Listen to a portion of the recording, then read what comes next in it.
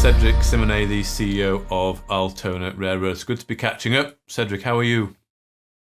Very good, thank you. How are you, Mark? Yes, very good, thank you. Nice to be speaking to you again. So there's a few bits of news that came out recently. So first of all, you've raised just over £500,000 there, and you're starting mobilisation of field resources. That's started now for the Monte Muambe Fluorspar resource drilling campaign. So just quickly, first of all, on the raise there, how were you feeling to get that away? What was the market appetite like for that raise?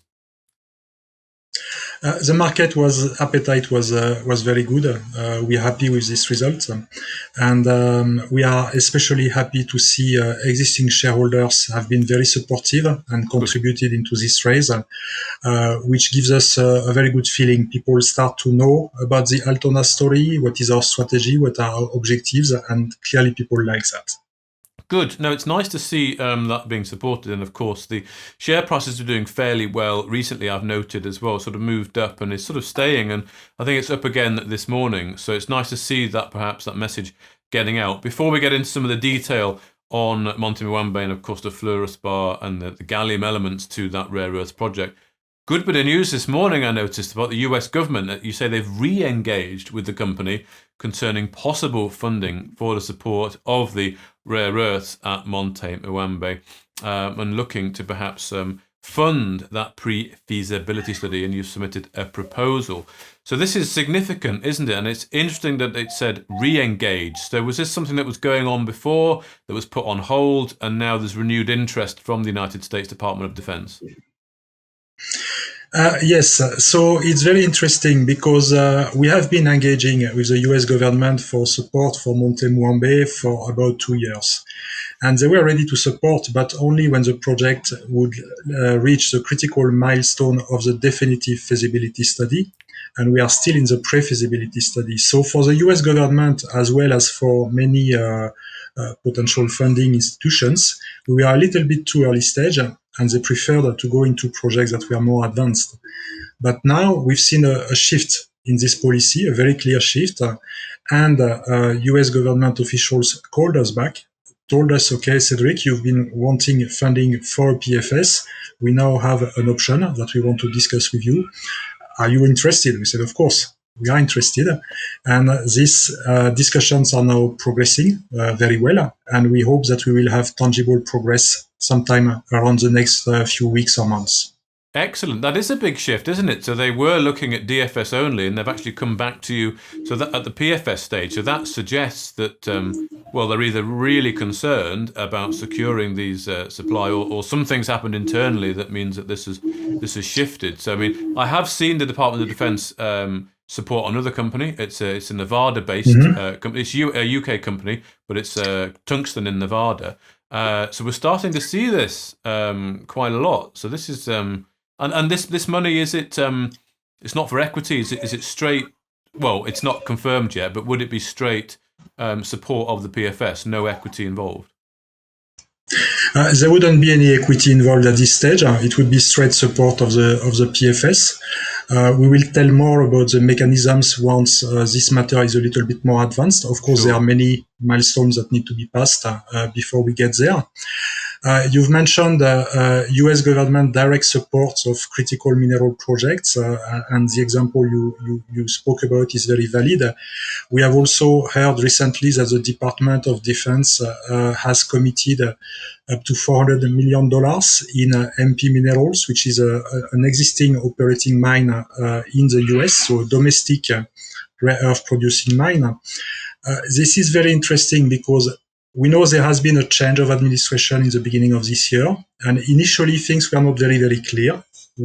We didn't know exactly where we were standing with respect to the US government, but now we are seeing an acceleration, an interest of the US government to invest in domestic projects. Of course, that's their priority, but also in projects outside of the United States themselves.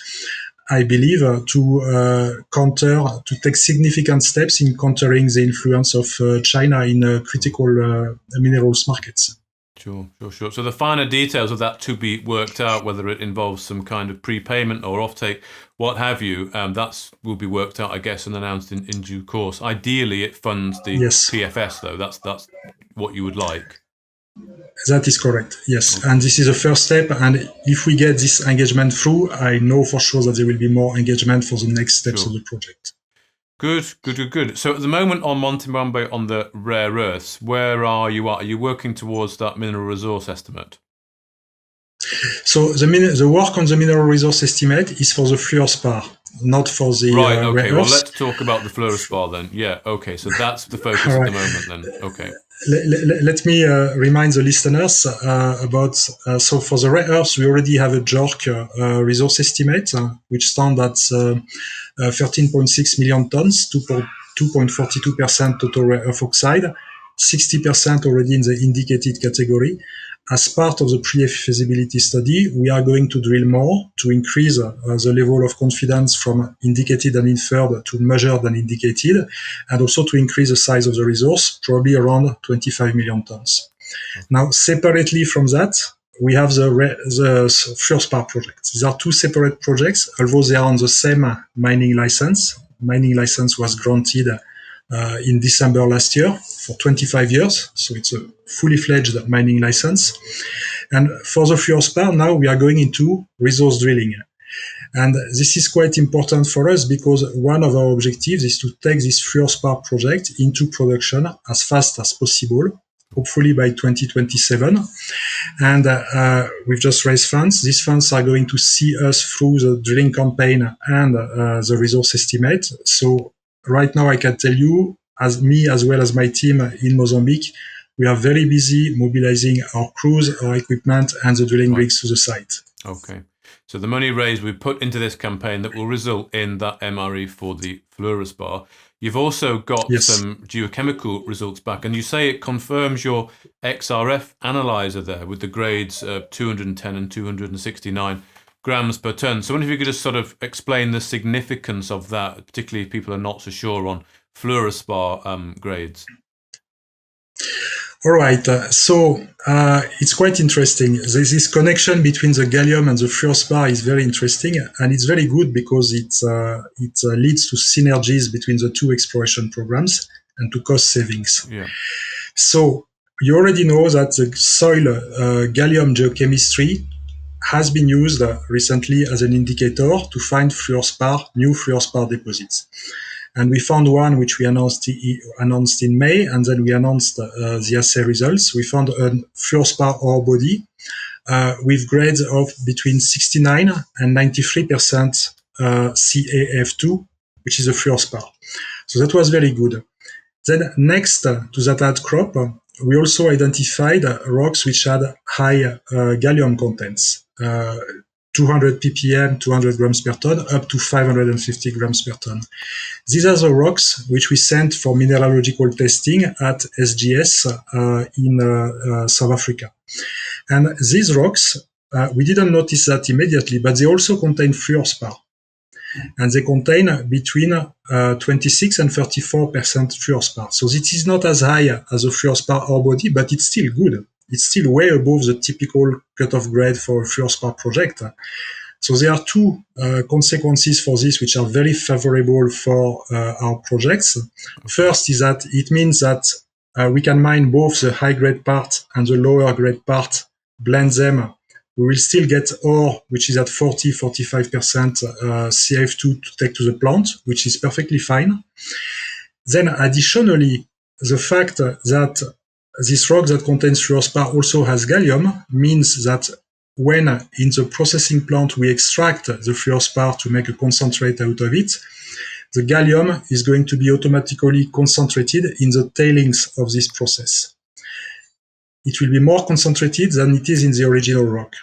So this is very interesting because that provides further opportunities to look at how we could recover this gallium. We already know that the first step of the Fluorspar processing will increase the gallium concentration in the tailings, and then we just need to see how further than this we can concentrate it more and potentially recover the gallium.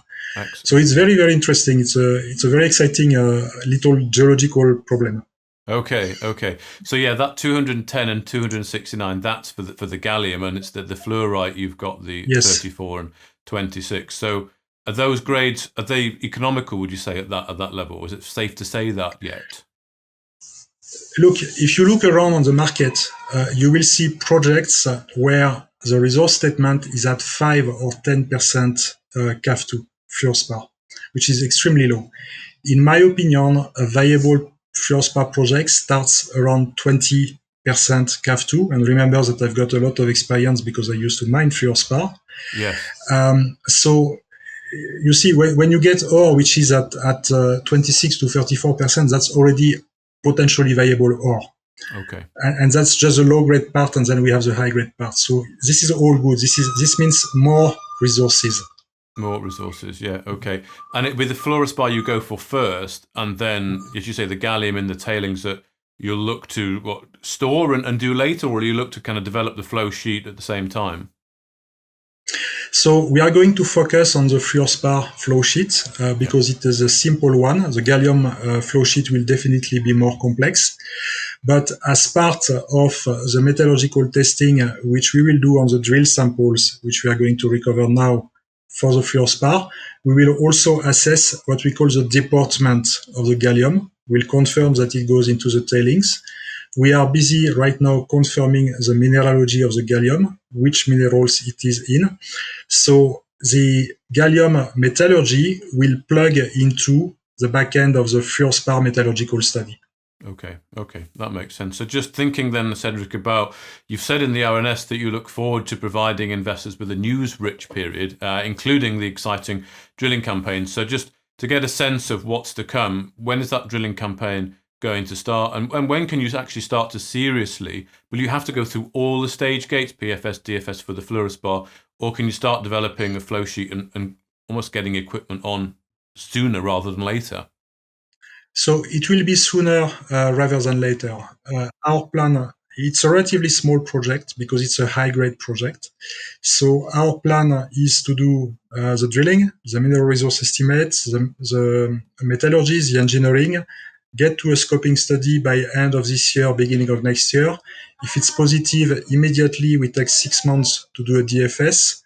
By mid next year, we will have a final investment decision for the Fluorspar project. And then it takes about 1 year to construct the mine, so it takes us to mid 2027. To answer your other question about what is happening now, we are busy mobilizing our crew, the rig, to the site. Drilling is going to start in September, rather early September. My team in Mozambique is basically working on this right now. The drilling contractor is ready to go. He's already actually starting to move stuff to the site. So this is going to be a lot of exciting news flow about drilling results, and then the mineral resource estimate. You mentioned the share price earlier, which had been doing quite well over the past couple of months. It must be noted that this activity on the share price had been the result of the news flow on gallium and Fluorspar. And this was rather a limited news flow because we had a little bit of surface exploration here, a little bit of metallurgical testing there.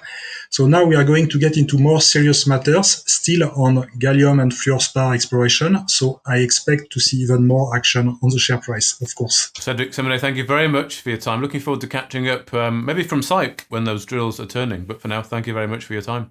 Yes, absolutely. Thank you, Mark. If you enjoyed this interview, then give us a thumbs up, a like or a retweet. Subscribe to us on YouTube or follow us on Twitter and hit that notification bell to be the first to know when we release new content. There's loads of great content on our website too, across all our programs at stockboxmedia.com. Thank you for watching.